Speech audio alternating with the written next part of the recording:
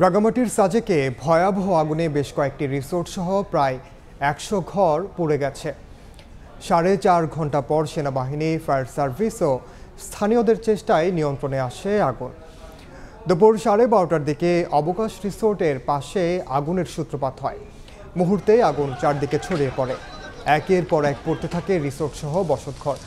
তাৎক্ষণিকভাবে আগুন নিয়ন্ত্রণে কাজ করে সেনাবাহিনী ও স্থানীয়রা। খবর পেয়ে ফায়ার সার্ভিসের ৪টি ইউনিট যোগ দেয়। প্রায় ৪.৫ ঘন্টার চেষ্টায় বিকেল ৫টার দিকে আগুন নিয়ন্ত্রণে আসে। তবে এরই মধ্যে পুড়ে যায় বেশ কয়েকটি রিসোর্ট সহ ৯৮টি ঘর। আগুন লাগার কারণ তাৎক্ষণিকভাবে জানাতে পারেনি কেউ।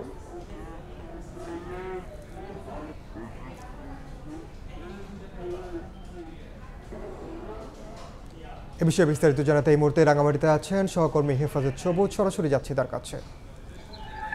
সবুজ, রাঙ্গামাটির অন্যতম যে আকর্ষণীয় পর্যটন কেন্দ্র সাজেক, সেই সাজেকে আসলে আজ দুপুর ১টা নাগাদ ভয়াবহ অগ্নিকাণ্ড ঘটনা ঘটেছে। আমরা সর্বশেষ যে তথ্য পেয়েছি, প্রায় ৪.৫ ঘন্টা পরে আগুন আসলে কিছুটা নিয়ন্ত্রণে, সম্পূর্ণ নিয়ন্ত্রণে আনা সম্ভব হয়েছে। একটি বিষয়ে আমরা জানিয়ে রাখি যে আমরা সাজেকে কিন্তু কোনো ধরনের ফায়ার স্টেশন না থাকার কারণে অগ্নিকাণ্ডের সূত্রপাত হওয়ার সাথে সাথেই আসলে সেখানে সেনাবাহিনী, বিজিবি এবং স্থানীয়রা আগুন নেভানোর কাজ শুরু করে এবং সাথেই ফায়ার সার্ভিসকে খবর দেওয়া হয়। খবর পেয়েই বাগাইছড়ি, খাগড়াছড়ি এবং দীঘিনালার ৩টি ফায়ার স্টেশন থেকে আসলে গাড়ি সেখানে মুভ করে এবং রাঙ্গামাটি থেকেও একটি ইউনিট আসলে সাজেকের উদ্দেশ্যে যাত্রা করে। তো সর্বশেষ আসলে যে তথ্যটা সেটা হলো যে ১১টি ফায়ার সার্ভিসের গাড়ি রওনা করেছিল, কিন্তু ঘটনাস্থলে ৪টি গাড়ি পৌঁছাতে পেরেছে এবং এই ৪টি ইউনিট পৌঁছিয়ে সেখানে আগুন নিয়ন্ত্রণে আসার চেষ্টা করেছে।